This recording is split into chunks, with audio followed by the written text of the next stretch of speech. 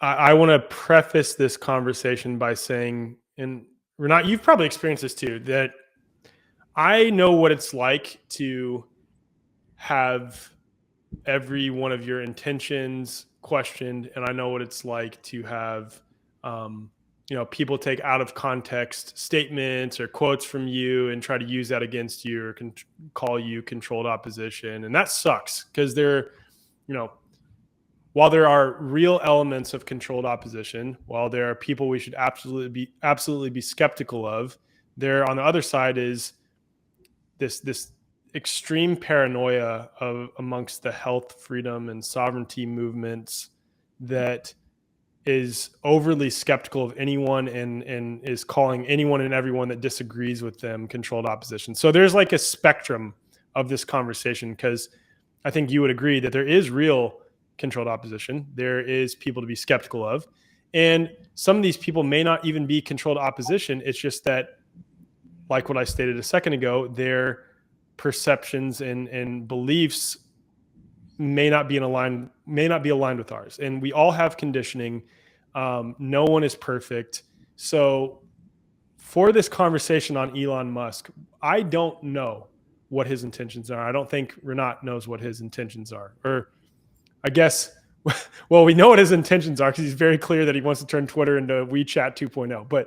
But the point is, we don't know if he's coming from what he believes to be a morally righteous position, or whether it's that he's coming from, like he's part of this deep, dark, secret society, a cult like 33rd degree Freemason or Zionist or something like that. We don't know.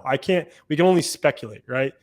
But I just wanted to share that prior to starting this conversation, because I think that's necessary context, that we don't really know the full picture on Elon Musk. We only know what's available publicly, right? And then we can speculate and come to our own conclusions based on that information. And that is the nature of this conversation. I think the reason that I asked you or not to do this conversation with me is because you already created a, pretty brilliant, I hesitate to say expose, but a brilliant series of posts on Instagram highlighting something about Elon Musk and his intentions that we should be skeptical of, especially because right now he's being celebrated as a champion of freedom and health amongst, the superficial elements of the alternative crowd. And we need to be wary of something like that, in my opinion, especially as the so-called resistance gains steam and traction. I mean, that is something that is known amongst, communist ideologies, is to subvert any movements against it. So with that, Elon Musk, what have you uncovered in terms of your research on him and his intentions? No, first I just want to say thank you for that introduction, because, we are working with our own discernment and our own pursuit of truth and justice, right, in terms of how we approach this information. And all of these things can lead you to the point that you as a man or a woman have the ability to take the information around you and what we're about to say and to synthesize it in a logical and a rational way, and then make the informed decisions about your opinions about what's really going on with Elon Musk. So like you said, we don't know it all, but we know quite a lot, and we're going to stick to as many of the facts as we can. And I think that's a really great place to start. So let's do it. Do you want me to start with the post that I did? Yeah, start with the post first, and then we'll get into some of the other things too. Okay. So most people obviously know that for whatever it was, $44 billion, that Elon Musk finalized the purchase of Twitter. And there was a major PR stint where he walked into the headquarters with this sink in his hand and, kind of did a firing, fired a ton of people, promised all this fair and balanced conversation that will happen now on this platform. And, he'll remove bots and introduce more of a transparent approach to censorship. So he's allowed people back onto Twitter, such as, Jordan Peterson and the Bee Chief and many others. And when I looked into this and I thought, what's his long-term vision with Twitter? how do we piece this together for people? Because I had my own spider senses on it, and that's my own personal journey. But I do, at my core, believe that there is an agenda of sorts to push digital IDs, which is the gateway to the social credit system and the biometric IDs, etc. And if I look deeper into it, which I did, I went into X.com. And so in the late 90s, Elon Musk developed a plan for X.com. It was a digital financial hub of the future, and with the help of Peter Thiel, which is, it became PayPal. And it didn't quite hit the mark of that original plan, but X became what he wanted to term the everything app. It was, the way that he explains is that the purchase of Twitter was to actually execute what he says is the true agenda for X.com. And here's what we do know about X, sticking to the facts, is that this is inspired, the Everything app is inspired by China's WeChat social media app, which is basically a biometric identification app that checks your data and ensures that Chinese citizens are up to date on their compliance. And he recently admitted on Elon Musk on a video that buying Twitter is effectively turning Twitter into WeChat, like you said, 2.0. And that's a social media app for surveillance. There's no doubt about it. And that app knows everything about you. It literally is like what I said, is X marks the spot. And when we look into that and we go, well, okay, so he's literally talking about his inspiration being WeChat. We know that WeChat is all about surveillance and compliance.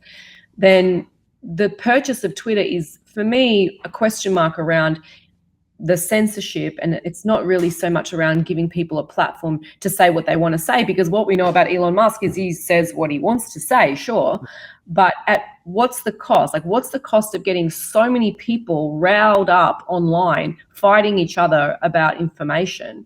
And I think on some level he must be riveting in that. Yeah. And the other thing that comes up for me is looking deeper at his removal of bots, because he's been adamant about removing bots from Twitter, which on the surface seems like a noble thing to do, because it is annoying how many bots are on Twitter, but it seems like almost a setup, because it's like, oh, we need to get rid of bots, and now we need to derive some type of identification to ensure that this is a real human being using these accounts. And maybe at first that'll start with some CAPTCHA thing or something like that. But that's, again, given the context of the WeChat thing, the removing of bots seems like it's a push in that direction for setting this up and tying it to some sort of biometric identification. Oh, absolutely.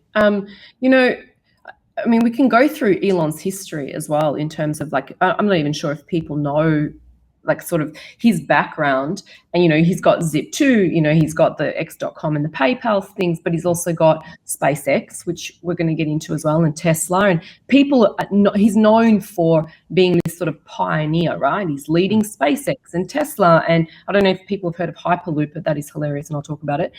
Solar City, I think there's the Boring Company. And when you look at that, I think that was by 2008, it was like everyone knew Elon by 2008, because, he had all these multiple companies and things were looking so great for him and for Tesla and for SpaceX.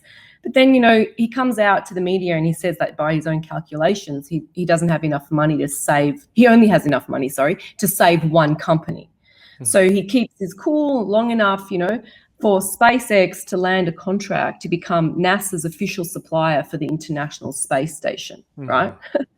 So, you might go out of business, situation happens, and it wasn't so bad, because what actually ended up happening was a handshake deal with Google for them to buy and save Tesla, right? And that was the offer that was put on the table, right? There was that offer from Google. The Tesla sales team was able to beat their projections, and their stock and went through the roof and all of that stuff. And then Elon Musk was sort of known for coming out and saying that he wants to save humanity. He wants to, I think it was, to solve sustainable energy and be on our way to becoming a multi-planetary species, and all of that kind of jazz started becoming a really hot topic in the tech space.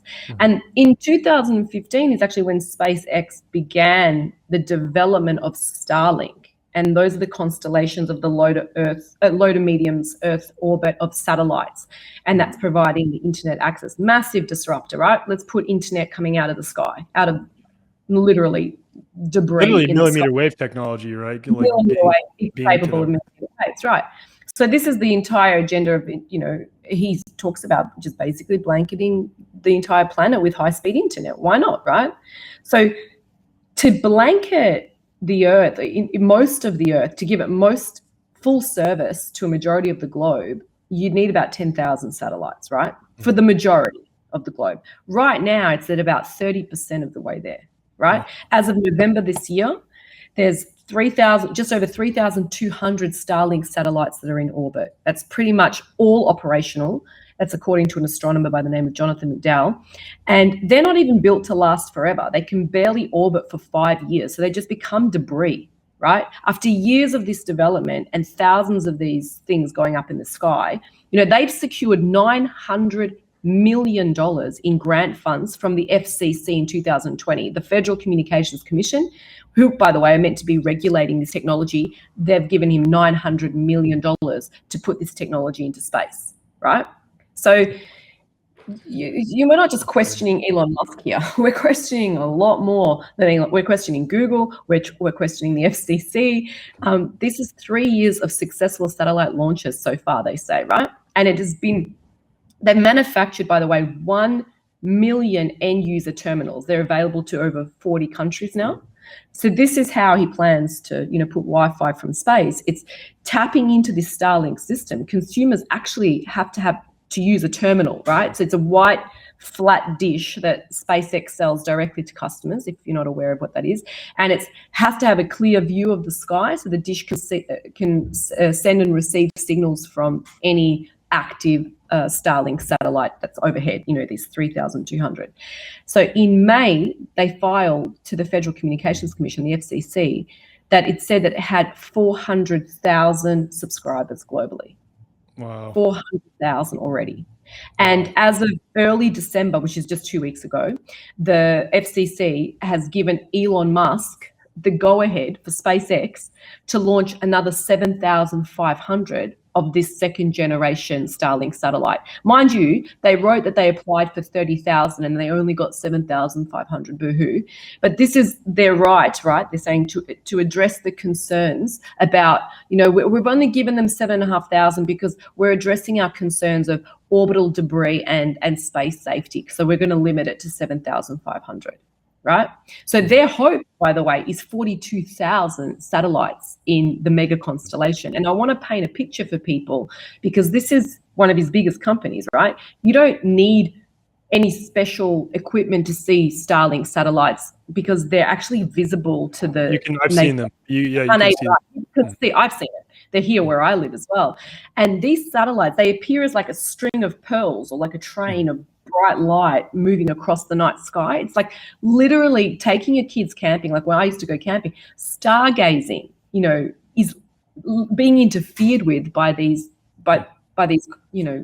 satellite dishes, right? Not only on like an esoteric spiritual level are we being disconnected from like the stars to some degree, but quite literally having the earth being blanketed with 5G. And I'm looking at the interplay here between the purchase of Twitter, right, and openly wanting to turn that into WeChat 2.0, which is tied to a biometric ID, getting rid of the bots on Twitter, pandering to the alternative crowd on the superficial level, because like my 50,000 follower Twitter account still hasn't been restored, but he's restored several right-leaning pundits, so that's pretty interesting. And then the interplay between that and then also heavily invested in Tesla and what I like to call the faux green agenda, because that technology is not green whatsoever. And it also ties directly with kill switches being put into vehicles, into electric vehicles specifically. And then also the millimeter wave technology that's blanketing the skies, and knowing that he's heavily invested in the Internet of Things and the Internet of Bodies, and all of that literally is the total package solution for, this technocracy. 100%. I mean, we haven't even talked about Neuralink, but you're absolutely right. The fact that you're looking at I'm trying hard not to say what I want to say. Yeah, just say it. It's fine. It's your It's opinion. almost like he's playing God with technology, really. Yeah. I mean, if you look at it, you're playing God with the sky, you're playing God with chipping at this stage monkeys, but the idea is human beings, so that you can merge them with AI. I mean, there's a sort of megalomaniac energy that you can't ignore of somebody that has this type of vision that's so anti-life, it's so anti-nature. Mhm. And the fact that people think that it's about censorship and that he's some sort of savior because he lets us say what we want to say. First of all, we need to understand we've always had the right to say what we want to say. Mhm.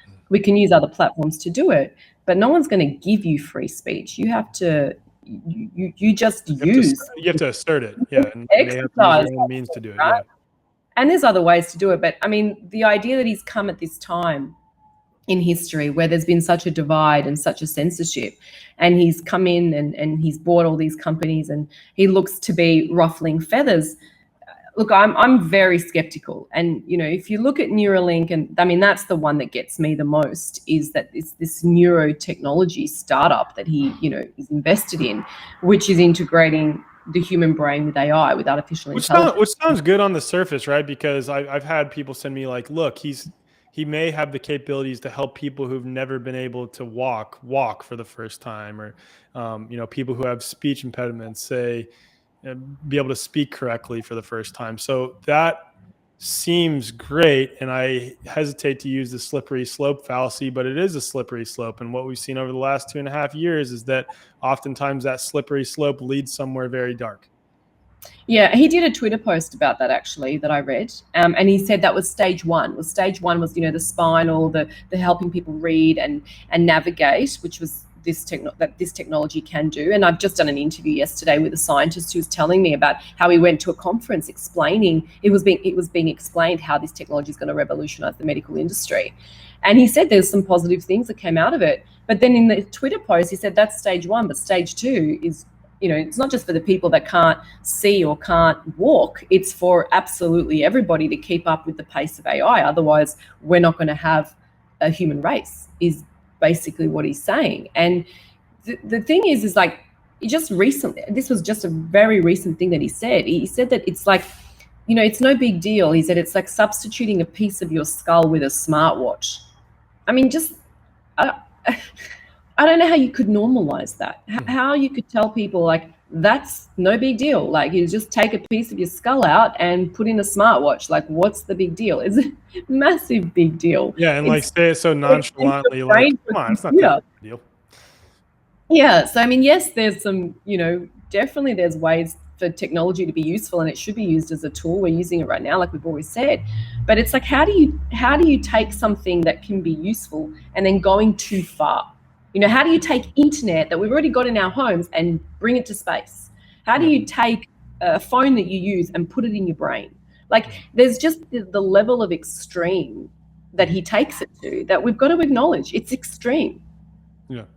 And that's the thing that people don't realize too, is that he is like openly transhumanist. He's straight up said on multiple occasions that human beings will have to merge with AI in order for human beings to survive on Earth. And Mm-hmm. that is quite literally the definition of transhumanism, is the Absolutely. belief that that is beneficial for humanity. Yeah, I've got something here. Where it is. Oh yeah, so I looked up the Britannica definition for transhumanism. I had to laugh. I find it funny, but most people find it quite scary. But it's basically, what it says here is that it's it advocates for the use of current and emerging technologies such as genetic engineering, artificial intelligence, and nanotechnology to augment human capabilities and improve the human condition.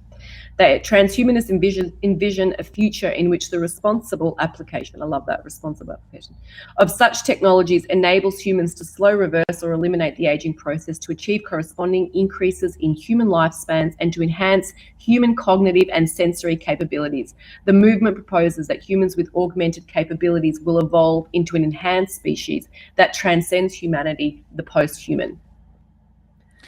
I mean, the language of it. But what's so nefarious is that even the people that go, no, I don't want to be part of a transhumanist agenda, they're happy to do AI art. They're happy to upload themselves on an AI app that steals art. By the way, it's stealing art, and showing you all the ways in which you could be an avatar in the metaverse through art. And it's normalizing it. And I think that we've got to get really clear on our human nature, because everything that we've talked about is not that. It's the opposite. It's like sort of this digital world where we exist outside of our bodies, and there's more and more technologies to get people out of their bodies, more and more technologies to get people to merge with technology. And we have to ask ourselves some serious questions, like, if we're going to follow and listen to people like Elon Musk, are we prepared to go down that route? I mean, I'm not, obviously. I don't believe you are either. But these are the questions people have to understand, is that extreme part of what he suggests and promotes, if that is the trajectory, or that's the conveyor belt, which is very clearly leading down towards that path of, more compliance, more obedience, and more technology on our bodies, then we've got to look at the whole picture of Elon Musk, and not just, okay, he's let a few of my favorite people come back on Twitter. Yeah, and the thing that's most frustrating to me, and I think you and I were chatting in a group message that we're in, is I said that I wouldn't even consider him to be controlled opposition, because controlled opposition implies that they're trying to and maybe this could fit the definition. They're sharing things that are true in order to get people on board with them. But the difference with him is that he's not hiding his other intentions elsewhere. They're out in the open. Whereas what I traditionally think of controlled op to be is that someone who's hiding their real intentions behind the scenes while pandering to so-called truth seekers. And he is pandering to truth seekers. And that's the issue, is that so many people who are openly against the Great Reset, Agenda 2030, digital IDs, all of these things are now jumping on the Elon Musk bandwagon simply because he's saying a few things about Fauci on Twitter. He's let a few people back on Twitter. He's, quote, owning the libs. And he is openly, and that's the thing, openly, on the other hand, like pro-transhumanistic. He's a World Economic Forum young global leader. He wore a freaking Baphomet costume to Halloween this last year, and he's invested in Neuralink, Starlink, Tesla, which is part of the faux green agenda, and wants to turn Twitter into WeChat 2.0. Like, I don't know how much more obvious it could be that at the least all discussions on what the morality of his mind aside, this is leading us down the path of those things that the so-called freedom movement is supposed to be against. Oh my gosh, absolutely. I mean, this is the wild, wild west, and data is the new gold. And he's just bought Twitter. I mean, this is just a fact. When we're talking about the Internet of Bodies and the Internet of Things, and we're talking about 5G infrastructure, which is critical for the Internet of Body and the Internet of Things, and he's going to own it from space, and he's got over 3,200 of those satellites in low to medium Earth's orbit that are connecting to people's communities. I'm not even going to say homes anymore. It literally isn't about just the fact that he's clearly insinuating that we've got to move towards merging with AI, and basically it's not about hacking devices, it's about hacking your mind. All of the technologies that he's invested in is doing that. I mean, even if we take the lighter, I mean, this is the thing that I get, Alec. I have a few friends, not many, that drive a Tesla car.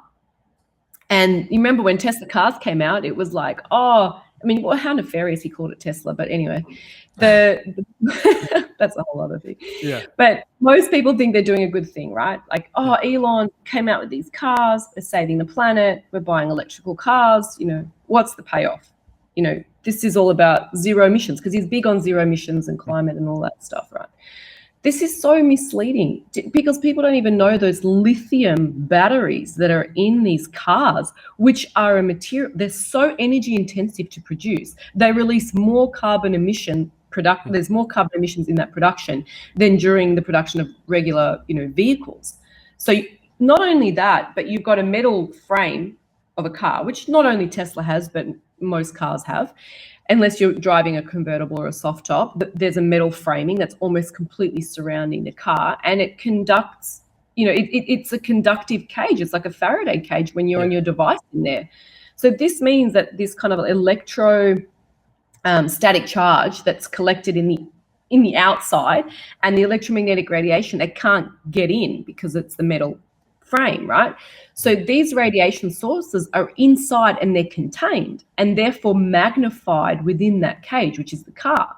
It's a perfect Faraday cage. And these are electromagnetic frequencies that come, and they can leak out through windows and holes and things like that. But, when you've got such high, you got like your car is so electrical, with everything connected in your car, your gaming, your phone, your iPad, people watching films in the car, etc., the Bluetooth, etc. This is further increasing that radiation, just as an FYI. But you've got to pick your poison, right? Because you can buy a Tesla and you reduce your carbon emissions, or you buy a traditional gas-powered car and you reduce your EMF emissions. I actually think that is a false dilemma in and of itself, understanding that there is free energy technology too. They've set up this false dilemma between those two. And that's and it's funny because then he named this Tesla, and it's like, that's not. Oh, yeah. That's what I mean. I'm like, that's why we had to come back to the name, because all of a sudden Tesla is now associated with electric cars when Tesla was associated actually originally with free energy. Yeah. Right. Exactly. So people are thinking they've got two options, which is, Malcolm Gladwell talked about choice theory. So if you give people two options, they don't even think there's a third. Yep. So they just go, oh, A or B. It's just kind of like, well, that's the two options. Trump or Biden is one. Yeah. Virus was natural or it was created in a lab, and like the reality is, like, that's not even. There's always a third. There's a fourth. Yeah. Exactly. And so that's what we're trying to get people to think. Like, why would he name it Tesla? It hasn't got anything to do with Tesla based on what I've just explained. So, very little. So the conversations that we're having is, we've talked about Tesla, we've talked about Neuralink, we've talked about 5G, we've talked about all of these elements, and none of them speak to me and say, this is somebody that I should be supporting and listening to, and my friends and family who think that he's some sort of hero. I understand, to understand that and not to question that. To question, well, what about this? Well, why would he be doing this? Why would he be advocating for that? And that's not. You said about controlled opposition at the very beginning. This is not about whether or not he's controlled opposition. We're just talking about the facts. These are the companies. Exactly. This is what they do.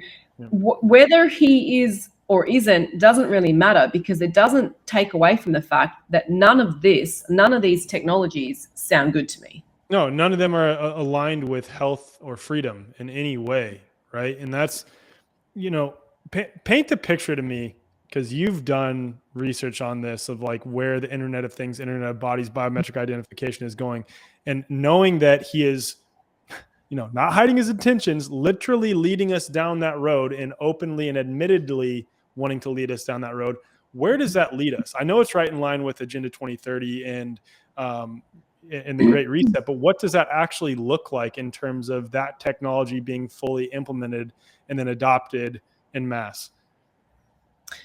Well, it leads to you uploading your consciousness to the metaverse, is where it leads to. And I can work my way backwards from there. But basically, if you listen to, like you said, Agenda 2030 or the World Economic Forum, and many of the people that are questionable within that whole world, like the Yuval Harari and the Klaus Schwab, they are transhumanists, obviously, and they say it themselves. They believe in the post-human, and that's what they want to support. But they don't believe in free will. And in as much as people can say, oh, he's supporting censorship, but transhumanism doesn't support free will, because the whole point of transhumanism is to merge you so they can merge you with computers. They can control and read and write your bodily activity, to send you frequencies of thoughts, to send you frequencies of feelings. So if you really believe that he's there for free speech and to avoid censorship, then why is he transhumanist agenda, which is taking away your birthright, which is free will, And I'm not saying that it will take away your birthright. You have the choice, but you can give up that birthright if you want to engage in this technology. I can tell you now. I just had some deja vu. I feel like I've said this in this moment before. Well, you talk about this type of stuff a lot, so that's yeah, probably. But the whole point of transhumanism and where I believe this sort of, all these technologies kind of line up together is that the whole perspective of having a biological perspective, right? This is what we're here to do. We're here to have a biological perspective and a biological experience, have an inner body experience, right? And what transhumanists promote is an outer body experience. Yeah. And it's quite a different approach to living your life. And what they're telling us is like the bigger, better, faster version of reality. Like you can live better, you can have a bigger, more expansive life, and it can be better. But the question we have to ask ourselves is that, if they have enough data and enough computing power and more people migrating and chipping and whatever else they want us to do, which most of us won't do because we still have agency over our bodies, we can choose. We have to understand that our feelings and that this understanding of ourselves and our organisms and getting in touch with the whole entire ecosystem and this web of life is probably the most important work we'll ever do, because their agenda is so clearly about algorithms taking over organisms. That is the agenda here. Okay. So if you believe that you would rather be in a metaverse, rather be more engaged with technology. Just recently, James Cameron, is that his name? The director of Avatar. Do you remember you and I talked about this on the first ever interview that we did? We talked about Avatar and just the idea that they would leave an Earth and their own humanness, even though it was in destruction, even though it wasn't perfect, to upload their consciousness into a metaverse and into another reality, into an artificial reality, because it was easier to go there than to actually do the work to help clean up here. Yeah. And that he's also promoting the same with his all discussions on if this is even possible to begin with, but all discussions on that aside, wanting to send humanity to Mars, that's another. Exactly. I mean, that's another one of Elon Musk. It's just let's get humanity out of Earth. Let's get them out of their body. It's literally an out of body experience. I keep saying that. Now, I don't necessarily.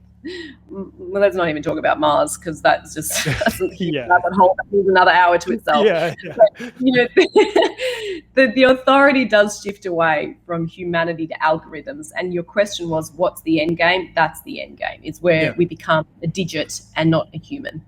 Yeah, and even without getting to the uploading your consciousness to the cloud and living there and being completely disconnected from spirit and source in your body and having no connection to God and your intuition and no free will anymore, because your thoughts are entirely controlled by machines that are emitting frequencies elsewhere.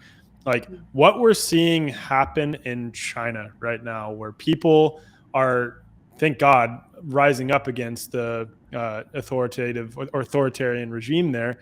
But what we're seeing in China is exactly what support of Elon Musk will lead us towards, because the biometric identification and literally not being able to access normal societal functions, like being able to go to a grocery store, not being able to have your internet unless you do X, Y, and Z things. It's all about forcing you into a position of compliance that is controlled by this grid, again, talking about the electric vehicles, the Twitter turning into WeChat, the Neuralink and Starlink, the integration of all those things with millimeter wave technology is literally forcing you into a position where, in order to participate in society and do anything, you must comply with X, Y, and Z things. That's exactly where this is leading us by all the people who are supposed to be opposing this agenda by outwardly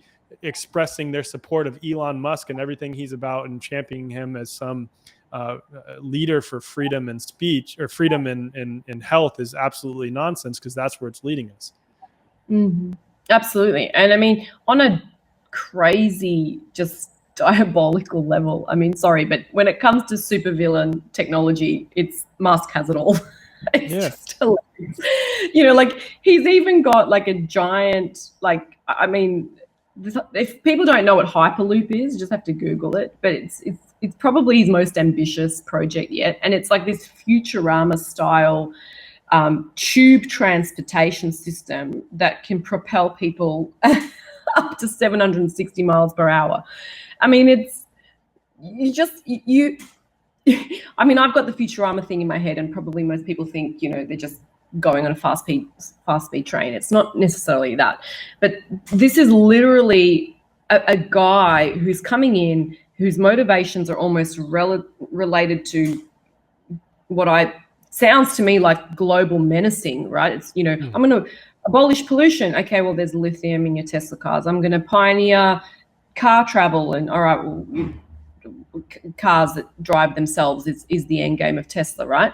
And then you've got space travel to avoid overpopulation. So he talks about overpopulation, and that's SpaceX. Now, those of you believe that we're overpopulated, that's another bigger conversation. But then there's establishing colonies on another planet, and because of humanity's extinction, we need to merge with AI, and so these things that we're talking about, it feeds a narrative, it feeds a storyline for humanity. And most people are not so, how can I say, it's like when he says, like we're already almost cyborgs because we're so connected to our devices, these are things that make me go, well, maybe I've got to check myself more. Maybe I've really got to understand my relationship with technology just a little bit more than I do right now, because I think that's taking it too far.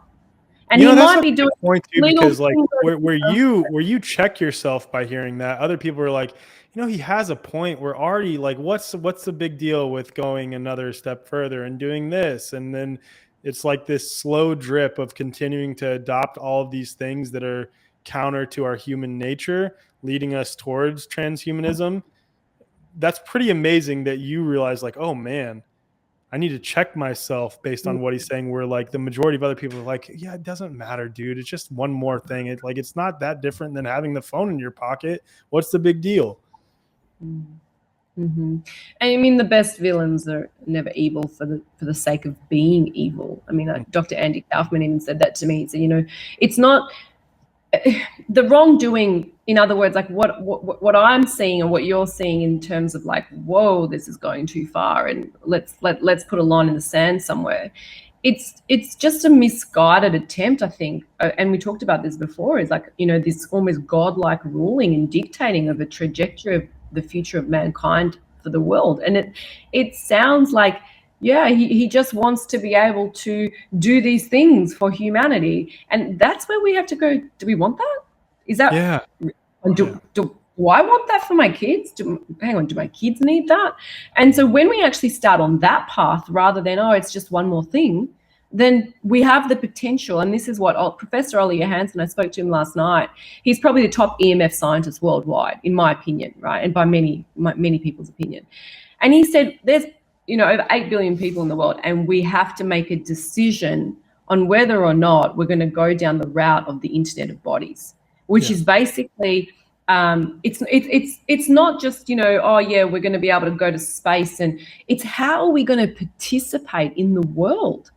Because if you understand geofencing and the Internet of Bodies, like literally being able to read your body, if you've been up with your compliance, you have access to that building, or you can go into that neighborhood, or you can go shopping inside your... It's all automated, right? Because then they'll like have turnstiles or something like that, or a door like locking mechanism. They've got smart technologies in paint and building materials. That's literally just like coming out and laying on the land and telling you what you do and do not have permission access to do. This technology exists. People just have to look up the Moonshot project. It's a government project. They've already shown this. So what are we doing? Are we going to sit back and just wait to see whether or not we'll comply or consent? Or are we going to actually make changes in our life now so that we create the pathways that go, oh, well, whatever happens there is going to happen. Like, we're not going to be able to stand on the road and just like scream, hell no. And even this is like an educational video simply for people who, can use this information to their own benefit, or they could take this information and be like, I'm still agree that we need to merge with technology, or I think Elon Musk has good intentions. That's totally fine. I know that the way that I want to live my life is more closely related to the Amish. If I could like combine it, it'd be like the way the Amish lives, but I also use Restream and maybe still have my phone so I can FaceTime. Like it's like combining those two things.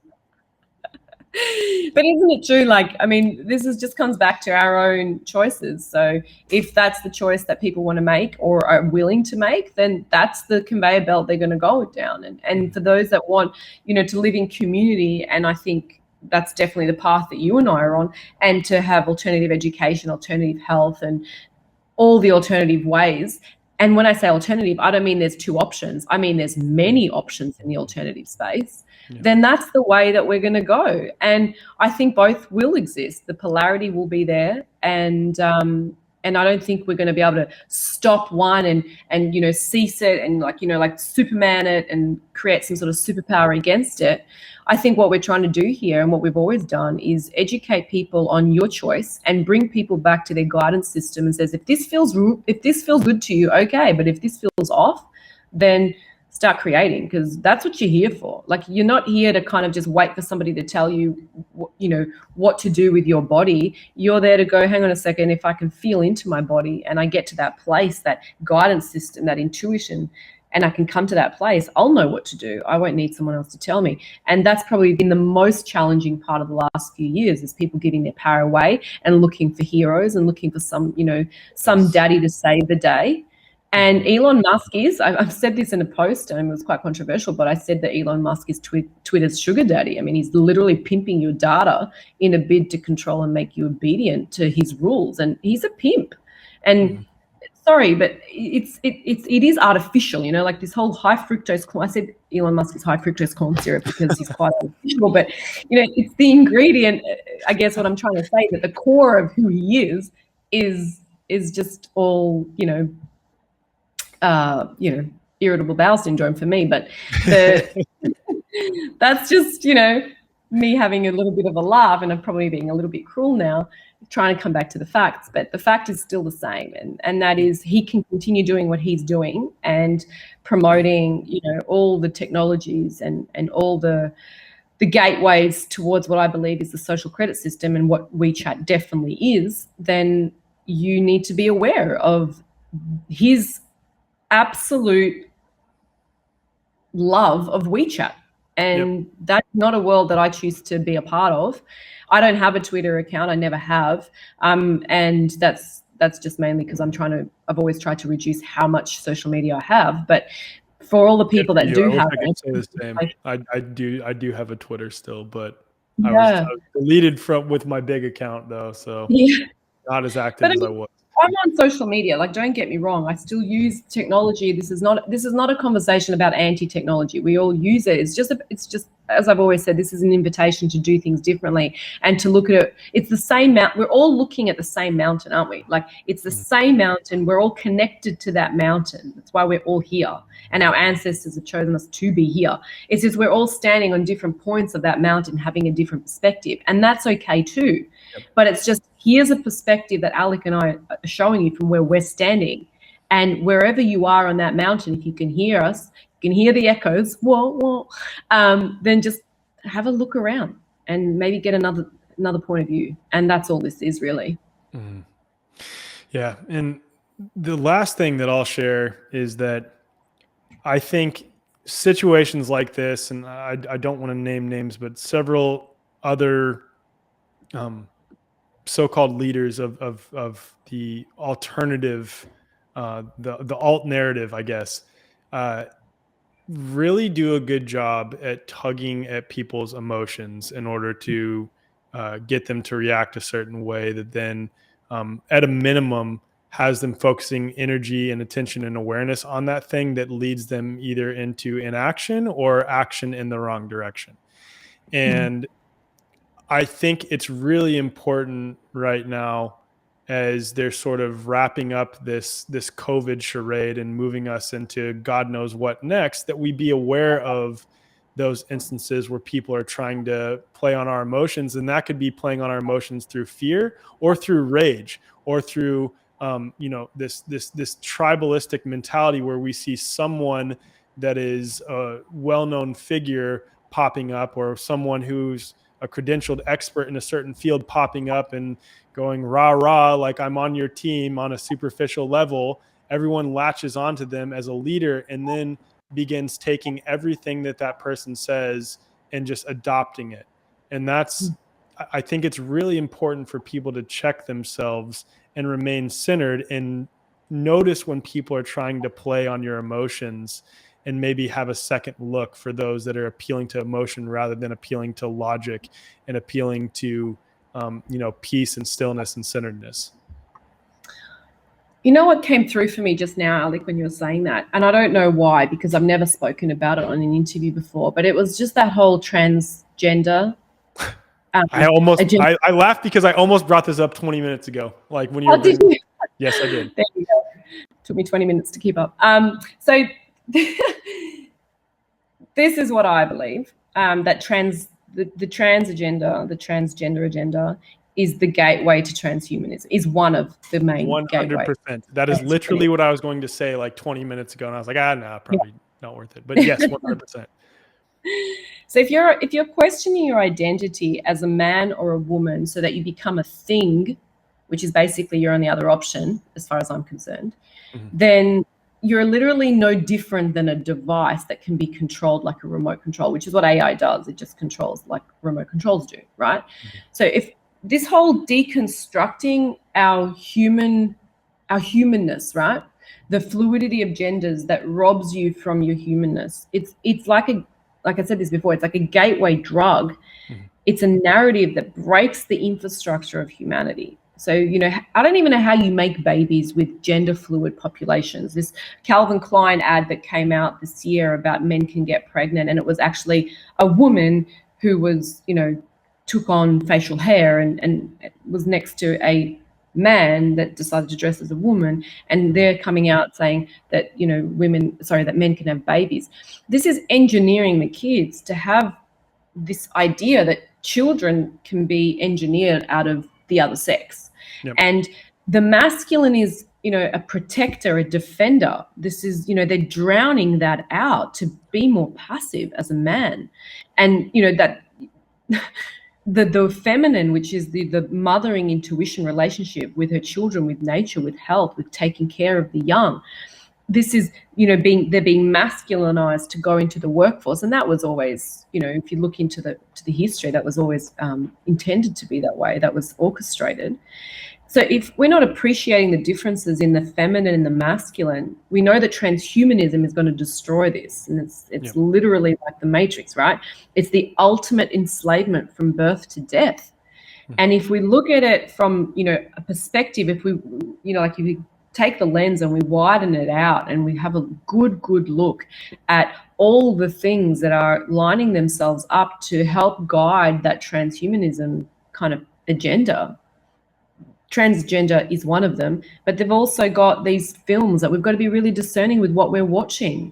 Yes, we get fed information all day, every day, but we can also go looking for certain types of information. And if we're really good at researching, or even if we're basic level researching, we'll find information that is guiding us to understand certain information. And, even recently with James Cameron saying that, he thinks testosterone is a toxic for men. This is the guy that filmed Avatar, right? So we've got to be discerning, and that's a good place to be. You don't have to say I agree or I disagree with what they're saying, but if it's making you more discerning to do your own research and to come up with your own conclusions, then I can tell you that's the best case scenario. That's the agree.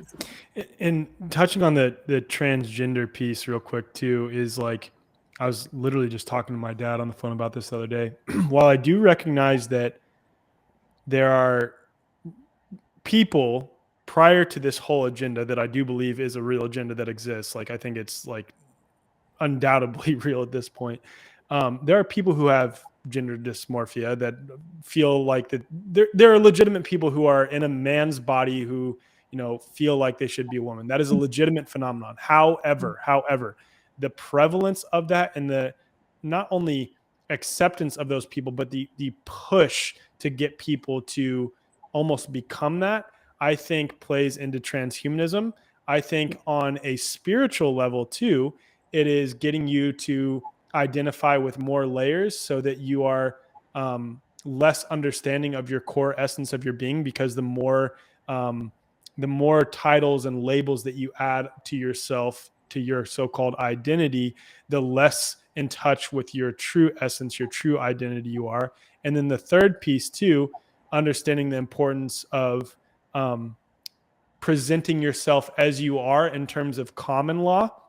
It's really important not to take on these fictitious titles, and the trans agenda also plays directly into that. So I actually think it's threefold, and of course transhumanism is a big piece of that, because like you said, it's conditioning us to identify with something that we are not, to take on a different form that is other than what we actually are. That's it. You just nailed it. Absolutely agree with you. And the antidote, what's the antidote? If we know that it's the getting you to not identify with who you really are and why you're here, by the way, is also the next layer of that. Then the antidote is to come back to who you are and why you are here. And then you're connecting with higher purpose, you're connecting with higher power, the creator energy, which is divinity. You're creating with Mother Earth, and you're creating with your ancestral bloodlines. You know, Edith Ubuntu Chan, she talks about how we have chosen a bloodline to be, you know, in this lifetime, and we can call on those ancestors and that wisdom of the blood. So there's so many layers to unpack when you go down the path of coming back to your humanness, coming back to why you're here and who you really are. And when you're in that place, none of this stuff could ever warp you into believing that you've got to merge with technology. It could just never happen to you. I love that you brought up Dr. E. She's one of my favorite people in the world. So that was a perfect way to end this. So, okay. So like we said at the beginning, form your own conclusion. The whole point of this was to simply just provide awareness on some of the factual things that you can easily look up yourself so that you can come to your own conclusion. You know, Rinat has a perspective on what his real intentions are. I have my perspective on what his real intentions are and where, you know, his mind's at, but it's all speculation because we can't know. But what we can do is take a look at all of the things that he is openly doing, that he is openly supporting, that he is openly funding, and say, those are interesting given the context of what's going on in the world and where, you know, actors like Klaus Schwab are trying to take humanity. So thank you so much for tuning in. Rinat, is there anything else you'd like to close with? No, I think that it's been a brilliant conversation, and I think that's right. This is the perfect way to end the conversation, is to just remember your own sovereignty and your own bodily authority, and to do your own inner research and trust your guidance system, and that'll get you through anything, honestly. And that's how you find it's how I found you. This is how we find our tribe. This is how we live in you know, in harmony with ourselves and with nature. So that's the best advice, and I really love that. Thanks, Alec. Yep. And anyone who's on board with becoming an Amish guy who just uses FaceTime from time to time, that's the direction that I'm heading. I'm not into the Internet of Bodies and Internet of Things. So yeah. Awesome. Thank you, Rinat. This is great.